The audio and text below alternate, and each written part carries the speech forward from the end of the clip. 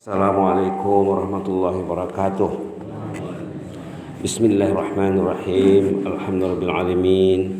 Wabihi nasta'in ala umur dunia wal din. Assalatu wassalamu ala ashrafil mursalin wa ala alihi wa sahbihi ajma'in wa man tabi'ahum bi ihsan ila yaumiddin wa sallim tasliman katsira ya rahmatika arhamar rahimin. Alhamdulillahirabbil alamin. Bersama sekali diucapkan selamat hari raya ya. Adat orang kita kalau di hari raya dikatakan selamat hari raya ya. Idun Sa'id kalau bahasa Arabnya. Idun Sa'id, Id Mubarak, selamat hari raya. Semoga amal saleh kita diterima Allah. Taqabbalallahu minna wa minkum. Kemudian maaf zahir batin ya. Tidak sempat datang ke Singingu bulan Ramadan. Hati di sini tapi badan di tempat lain. Mohon maaf lah ya. Ini tazkirah pertama di bulan Syawal di Masjid Singingu Jahe ya. Tapi belum ada namanya ya. Saya selalu tanya apa nama masjid ini. Masjid orang semuanya ada namanya. Ndak Margoran. Masjid Singingu maksudnya. Masjid Singingu. Patutnya ada namanya ya. Insya Allah gorarna, insya Allah. Di Lombang gorarna. Al Hidayah. Ini mungkin Al Huda, mungkin nanti dia sama hidayah dengan huda sama mananya. Hidayah itu hidayah, huda juga hidayah. Atau Nurul Huda. Bisa saja. Baik. Mudah-mudahan amal ibadat kita diterima Allah selama bulan Ramadan. Kata ulama, apa tandanya ibadat itu diterima? Kita berjuang selama sebulan, berjuang. Menahan lapar dan dahaga, menahan emosi, menahan pandangan, menahan penglihatan, pendengaran dan pemikiran. Kita kemudian makan minum lagi dikontrol. Apa tandanya ibadat itu diterima? Kata ulama, katanya ada perubahan. Ulang aik lalu batu so. Dung Ramadan pergi, tidak ada kesannya. Jangan bagaikan air jatuh ke daun keladi. Sebulan dia bertobat, sebulan dia sholat di masjid, sholat tarawih, sholat isya, sholat yang tahajud, bagi yang tahajud ya. Tapi tidak ada perubahannya. Kalau tidak ada perubahannya, itu kata ulama, tandanya ibadat itu bermasalah. Ada something wrong, ada kesilapan dalam ibadat tadi. Di sini mau cerita kisah jemaah muslimah yang setelah pergi Ramadan dia curhat. Sebenarnya curhatnya ini pertanyaan yang diajukan ke majelis fatwa. Perasaan dia setelah pergi Ramadan, dengar di sini. Ini muslimah ini ya. Saya lihat, saya dapati di internet pertanyaan, kegundahan dan curhat seorang muslimah yang diajukan ke majelis fatwa. Mereka ada majelis fatwa.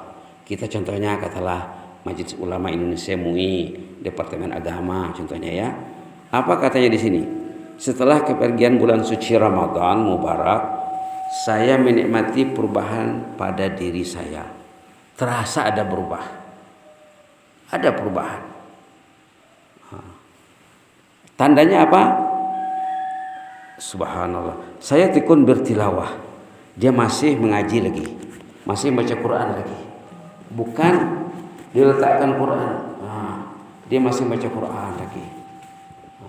Kalau selama ini umpamanya sejuz sehari dalam bulan Ramadan, sama ada kita baca sejuz satu hari ataupun kurang. Yang penting tetap bersama Al-Quran.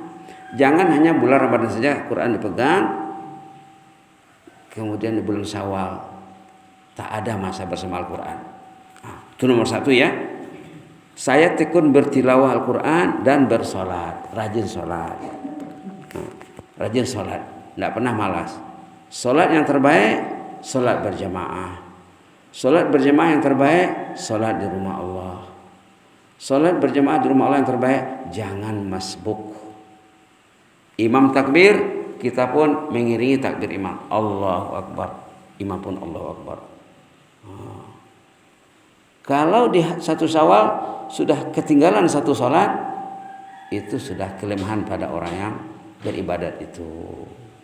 Paling kurang mengunjungi dokunti, paling kurang subuh, maghrib, isya, zuhur. Kalau kita kerja ya mungkin dimaafkan.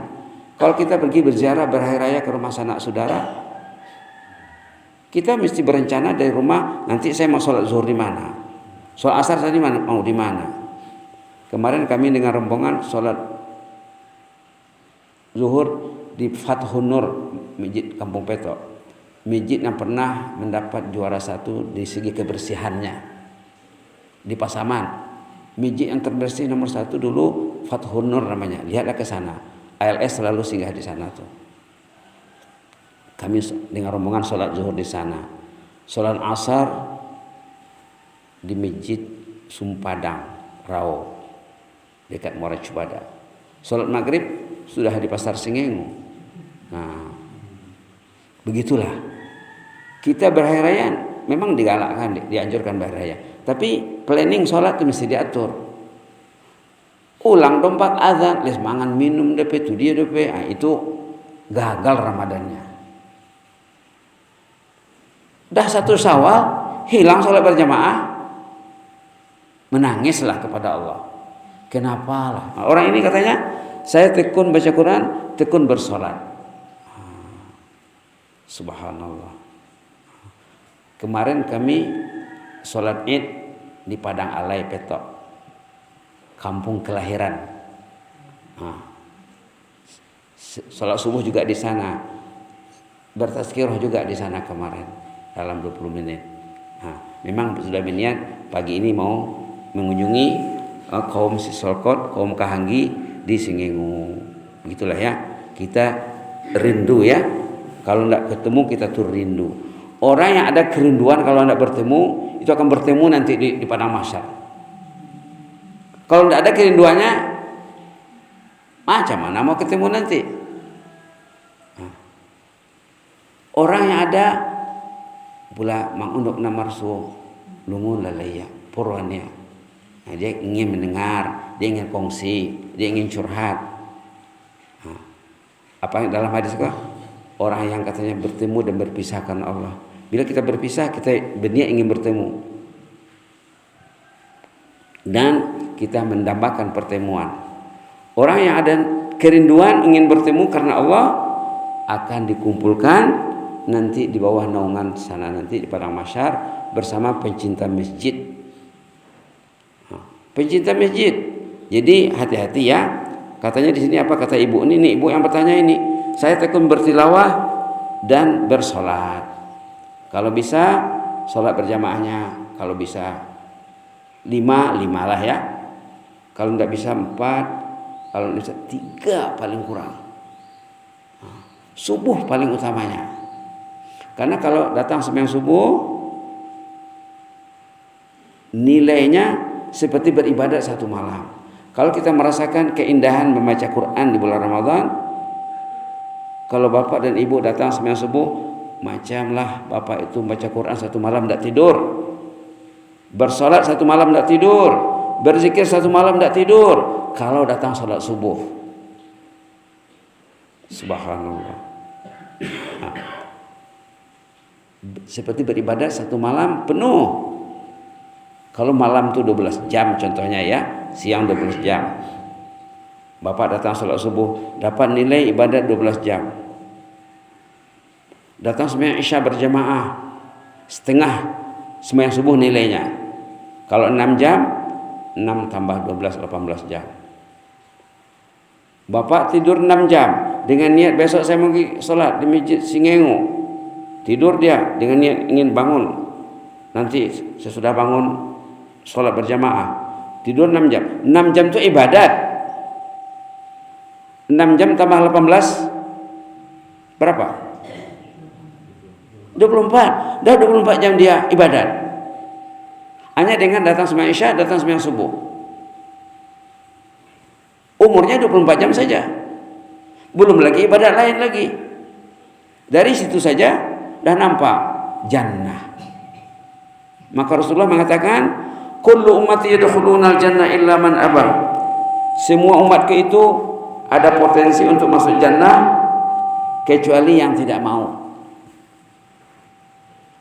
Kata Rasulullah, semua umatku ada potensi untuk masuk jannah kecuali yang tidak mau. Kullu ummati yadkhulunal jannata illa man aba. Semua umat ini berpotensi datang subuh, datang isya, berniat nak bangun subuh, jangan lupa baca doa, jangan lupa baca ayat kursi supaya ditolong malaikat, supaya iblis tidak kacau, tidak mengganggu. Kullu ummati yadkhulunal jannah. Semua umat ini layak masuk jannah, kata Rasulullah. Pintu jannah terbuka 12 bulan, bukan Ramadan saja. Jangan dikunci pintu jannah di bulan Syawal. Jangan dibuka pintu neraka di bulan Syawal. Kullu ummati yadkhulunal jannah illa man aba. Semua umat ini ada potensi untuk masuk jannah kecuali nasugiot. Palaning sahabat, aduh nangan nasugiot ya Rasulullah. Man ya ya Rasulullah. Siapa sih yang enggak masuk jannah itu? Sahabat heran, karena 100% sahabat mau masuk jannah semuanya. Kalau terasa kaki ringan langkah ke masjid, insya Allah akan ringan nanti perjalanannya ke jannah. Kalau terasa kaki mau duduk di majelis ilmu,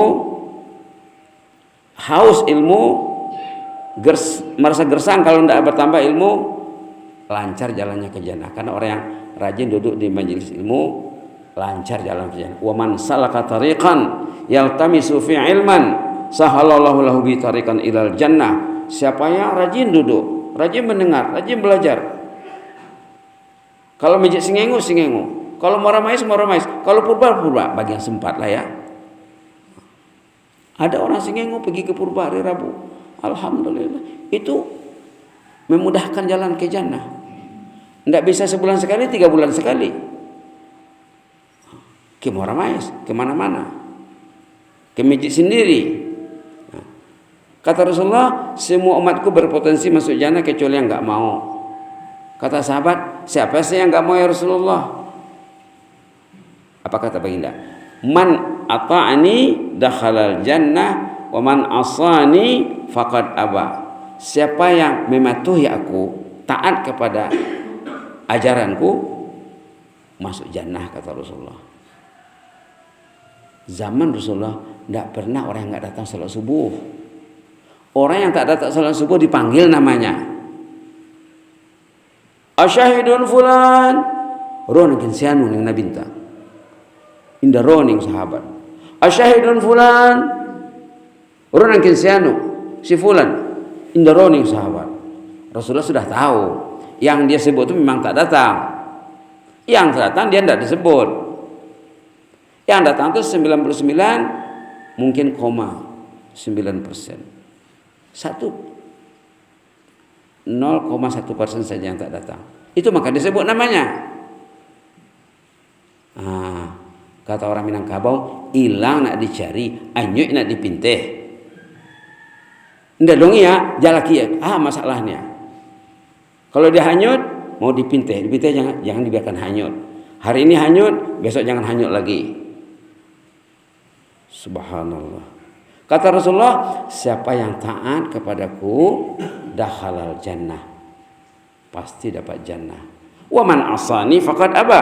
Siapa yang tidak taat, nama ngalu dia. Asa itu kalau asal maknanya bermaksiat. Siapa yang tidak akur, tidak patuh, berarti dia tidak mau masuk jannah, kata Rasulullah sallallahu alaihi wasallam. Jadi kata ibu inilah, setelah pergi ke Ramadan, saya tekun bertilawah. Jadi pegang jugalah Quran ini, jangan tidak dipegang. Buktikan yang kita itu sukses Ramadan. Kalau dipegang dengan istri lagi bagus. Kalau bapak mau baca Quran dengan istri, dengan anak, dengan menantu, dengan cucu, pernah 10 menit, 15 menit. Datang malaikat ke sana. Datang malaikat di hari raya ke rumah ibu, bukan lantaran hari rayanya, lantaran duduk bersama Al-Quran. lantaran duduk di majelis ilmu. Seterusnya katanya giat membaca bahan yang memberi saya suntikan motivasi agar senantiasa lebih dekat kepada Allah. Dia rajin membaca. Dia tidak cerita berkenaan atau berhubungan dengan tausiah atau ceramah, karena mungkin di kampung dia tidak ada ceramah mungkin. Dia tidak sebut sini. Kalau kita ada ceramah, ada tazkirah, kita mesti menghadirkan diri. Karena setiap kali ada tazkirah, ada ceramah, siapapun ustaznya, ada malaikat petugas Allah yang datang meliput, mengikuti perjalanan tazkirah tadi. Malaikat mencatat nama ibu, nama bapak. Malaikat nanti melaporkan kepada Allah, ya Allah, Syawal kedua 1444 Hijrah, Masjid Singengung melaksanakan tausiah sesudah sholat subuh. Ini orang-orangnya dilaporkan kepada Allah. Kemudian ini sudah sering disebut ya. Dalam laporan tadi, di akhir laporan kata Allah, kamulah saksiku, dosa mereka sudah diampun. Nah, keampunan dosa secara gratis, duduk dengan ikhlas, duduk di majelis ilmu. Oh, kena teringat di baik, ya Allah ampunlah dosaku ya Allah, ya Allah ampunlah dosaku ya Allah. Paling kurang itu kena ingat waktu kita duduk di majelis ilmu, ya Allah ini majelis keampunan. Ini hadis Bukhari Muslim, hadis muttafaq alaih. Subhanallah, ya Allah ampunlah dosaku ya Allah, ya Allah ampunlah dosaku. Kalau mau bahasa Arabnya Rabbighfirli, Rabbighfirli, Rabbighfirli. Yang kita baca antara dua sujud, Rabbighfirli warhamni wajibuni warfa'ni. Cukup Rabbighfirli, Rabbighfirli, Rabbighfirli, Rabbighfirli. Ampunlah dosaku ya Allah, ampunlah dosaku ya Allah. Keluar dari masjid nanti dah bersih. Itu maka dikatakan dalam hadis lain, orang yang tekun sholat berjamaah setiap hari statusnya macam baru lahir, bersih dari dosa. Ada kayaumi waladatuhu ummuh katanya. Bapak itu, ibu itu seperti baru lahir. Jadi kalau baru lahir, tiba saatnya akan meninggal dunia tidak susah. Orang yang susah nak meninggal itu rata-ratanya mati membuat dosa. Rata-ratanya itu. Kalau ingin senang nak meninggal, ringankanlah langkah datang ke rumah Allah. Berilah prioritas besar untuk mendengar azan, menyahut azan. Dijamin dalam hadis, asya bi khair wa mata bi khair. Hidup mati orang itu, bapak itu, ibu itu, hidup matinya dijamin selamat. Dengan mencintai rumah Allah, dengan mencintai sholat fardu berjamaah. Jadi kata ibu ini, dia rajin membaca bahan suntikan motivasi yang membuat dia tetap dekat kepada Allah. Nah, kalau perkara macam ini kebanyakannya menjauhkan diri dari Allah. Dia ingat sholat, dia ingat Quran, dia ingat masjid. Mau nombor amang ni apa inang ni apa dipanggil ipio, dia begisa. La ilaha illallah. Semua kita mengalami ya, jadi hati-hatilah. Kata si ibu ini, hal ini dengan segunung harapan agar saya diterima sebagai golongan tawwabin atau ahlu taubah. Ini sangat penting. Ibu ini mengatakan, saya ingin setelah Ramadan ini saya menjadi ahlu taubah. Orang yang selalu bertobat kepada Allah.